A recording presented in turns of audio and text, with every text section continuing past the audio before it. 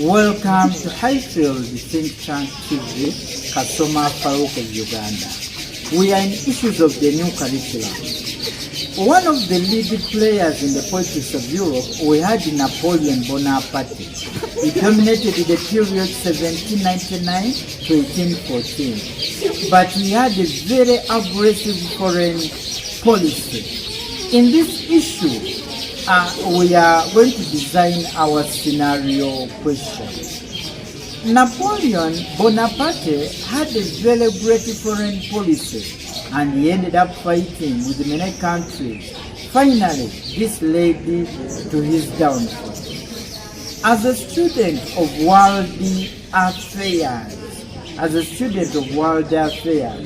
explain the good ways of creating a great foreign policy of cooperating with other countries. Today, I'm with Rashid and Jawahar. What are the benefits of creating a good foreign policy? I think some of the benefits of foreign policy makes us to be united, and this unity makes the countries to be with good relationship.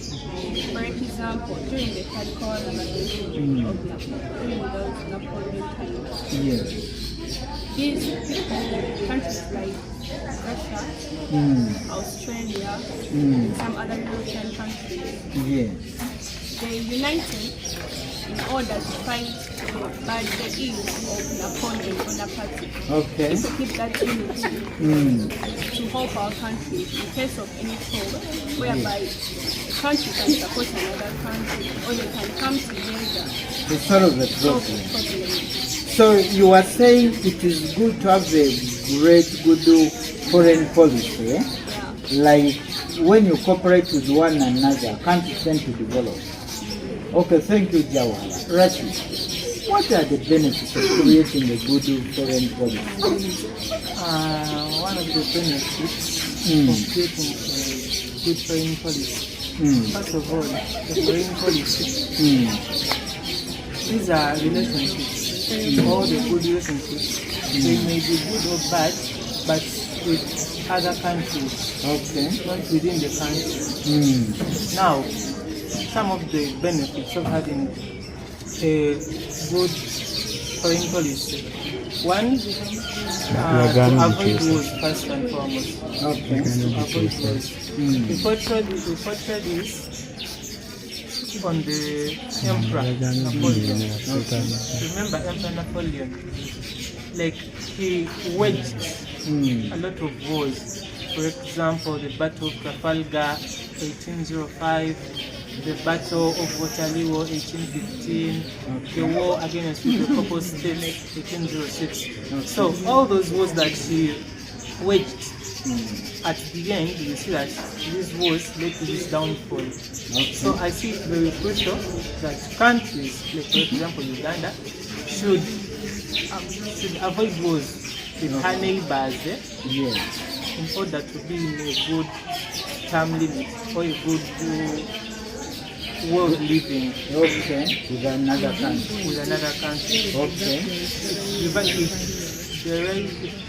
It takes me back to Jawahar's point. We have to be united. So if there are no wars, those countries will be united.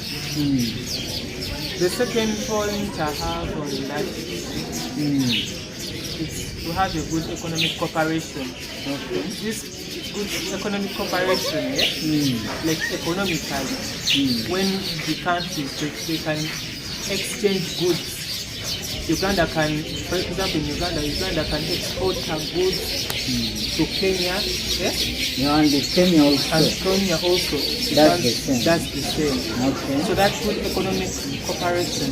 So once we portray it back into France, during the Napoleonic era, we see that Napoleon didn't have that good economic cooperation at the end.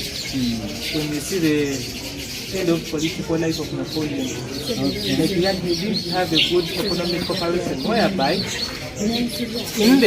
under the Napoleon foreign policy, there was what you call the continental system of economic war. It was around 1806. So that economic system whereby Napoleon refused or denied some countries or some states to trade with Britain due to the issues they had with Britain. Yeah?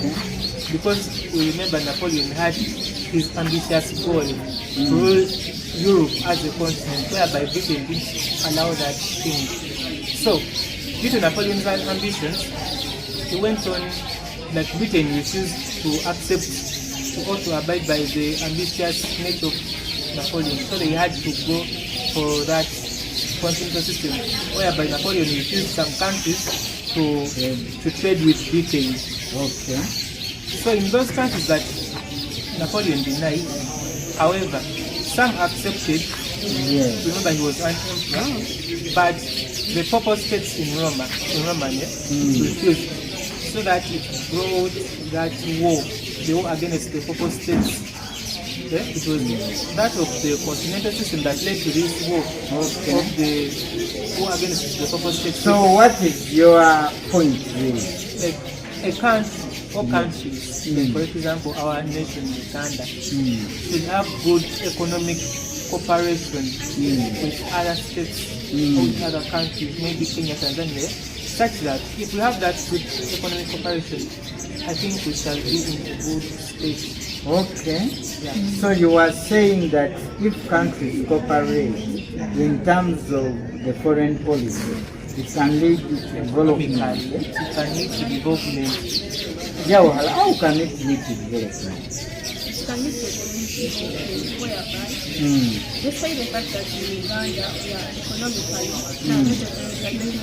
backward, if we cooperate with those countries with this technology, they can help us their technology and they bring it to our country, or they train us how they make it in their country. If we have a good economic system.